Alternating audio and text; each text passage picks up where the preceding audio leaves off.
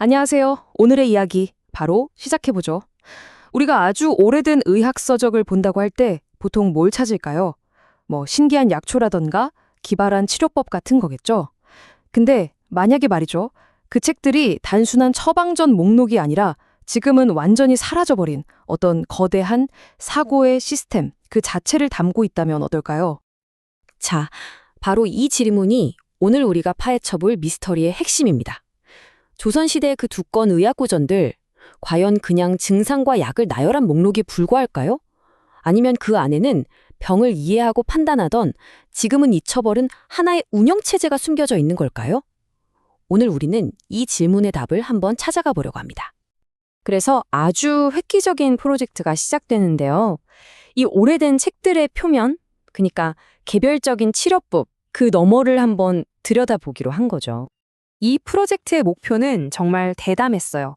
바로 조선의학에 녹아있는 그 사고 구조 자체를 통째로 뽑아내서 추출, 변하지 않게 딱 붙잡아두고 고정, 현대적인 연구 데이터로 만들어버린다, 등록하는 거였죠. 이건 단순히 옛말 책을 스캔해서 디지털 파일로 만드는 것과는 차원이 완전히 다른 이야기입니다. 하나의 고대 지식 체계를 현대 과학자들이 검증하고 또 활용할 수 있는 데이터 구조로 다시 태어나게 하는 작업이니까요. 자, 그럼 이 조선 코드 대체 어떻게 풀어냈을까요? 이제부터가 진짜 탐정놀이 같은데요. 어떤 자료들을 가지고 씨름했고 거기서 어떤 결정적인 돌파구를 찾아냈는지 한번 살펴보겠습니다. 연구진은 무려 400년이라는 어마어마한 시간을 가로지르는 세 권의 책을 분석 대상으로 삼았어요. 1477년에 나온 의방유추는 그 시대까지의 모든 의학 지식을 모아놓은 거대한 아카이브였고요. 1613년의 동의보감은 질병의 개념을 아주 체계적으로 정리한 교과서 같은 책이었죠. 그리고 19세기의 인재지는 그 의학을 우리 일상생활 속으로 끌어들인 생활 지침서였습니다. 이 세 권을 통해서 400년간 생각의 흐름이 어떻게 변해왔는지 추적한 겁니다. 여기서 정말 결정적인 발견이 나옵니다. 기존에는 이 책들을 그냥 이런 증상엔 이런 약 하는 식의 목록으로만 봤다면 이 프로젝트는 완전히 새로운 걸 봤어요. 조선의학은 병을 어떤 고정된 상태로 본 게 아니라 시간에 따라서 쭉 전개되는 원인들의 배열, 즉 하나의 역동적인 과정으로 봤다는 거죠. 무엇을 고칠까가 아니라 이 병이 어디서 시작해서 지금 어디로 흘러가고 있는가 이걸 본 겁니다. 이 발견을 가능하게 한 아주 독특한 원칙이 있었습니다.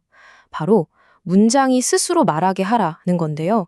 이게 무슨 말이냐면 현대인의 시각으로 미리 판단하거나 해석하지 않고 그냥 원문이 이끄는 대로 따라가면서 그 안에 숨겨진 논리를 그대로 드러나게 했다는 뜻입니다. 텍스트 자체에 길을 물어본 거죠. 자, 그럼 이 방법론이 좀 추상적으로 들릴 수 있으니 구체적인 예시를 하나 들어볼까요? 황달이라는 병을 가지고 한번 들여다보죠. 조선시대 의학에서 황달은요, 그냥 피부가 노래지는 병 이게 아니었어요. 그건 몸 안의 시스템이 완전히 무너져 내린 끝에 나타나는 뭐랄까 최종 결과물 같은 걸로 본 거죠. 어떤 예측 가능한 구조화된 과정의 맨 마지막 단계라는 겁니다. 이 슬라이드를 한번 보세요. 정말 놀랍지 않나요? 조선의 의학자들이 황달을 어떻게 단계별로 이해했는지 보여주는데요. 먼저 몸 안에 습기와 열이 뭉쳐서 담즙의 흐름이 막히고요. 이게 1단계. 이것 때문에 소화기관, 즉 비위 기능에 문제가 생깁니다. 2단계. 그러면 각 장기들 사이에 유기적인 연결이 깨지기 시작하고 3단계. 마침내 그 결과로 피부나 소변이 노랗게 되는 증상이 겉으로 드러난다. 4단계라고 본 거예요. 굉장히 체계적이죠? 그리고 정말 대단한 건 이렇게 다시 찾아낸 옛사람들의 사고방식이 그냥 연구 보고서에만 머무는 게 아니라 이제는 누구나 보고 검증할 수 있는 구체적인 데이터 형태로 딱 보존됐다는 점입니다. 첫 번째 결과물이 바로 핵심 데이터 파일이에요. 쉽게 말하면 방금 우리가 본 그 황달의 4단계 인과관계 있잖아요. 그게 사실이라는 증거를 전부 모아놓은 엑셀 파일 같은 거라고 생각하시면 됩니다. 각 단계에 대한 설명은 물론이고 그게 어떤 원문 구절에 근거하는지까지 아주 상세하게 기록된 핵심 증거 자료인 거죠.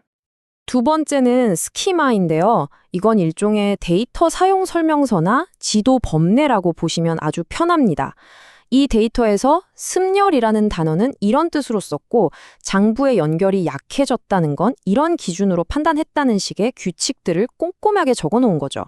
이게 있어야 다른 연구자들도 이 데이터를 정확하게 이해하고 다시 쓸 수 있으니까요. 그리고 마지막 세 번째가 바로 도식입니다. 이 복잡한 생각의 흐름을 한눈에 딱 알아볼 수 있게 만든 시각 자료. 그러니까 일종의 지도나 플로우 차트라고 할 수 있겠죠. 자, 그럼 이제 황달이라는 작은 예시에서 벗어나서 시야를 좀 더 넓혀볼까요? 이런 사고방식이 400년이라는 시간 동안 세 권의 책을 거치면서 어떻게 진화했는지 한번 따라가 보죠. 이 표가 진짜 재밌는 부분인데요.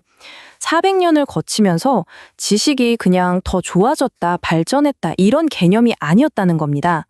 지식의 역할, 그 위치가 사회적 필요에 따라 계속 바뀌었다는 거죠.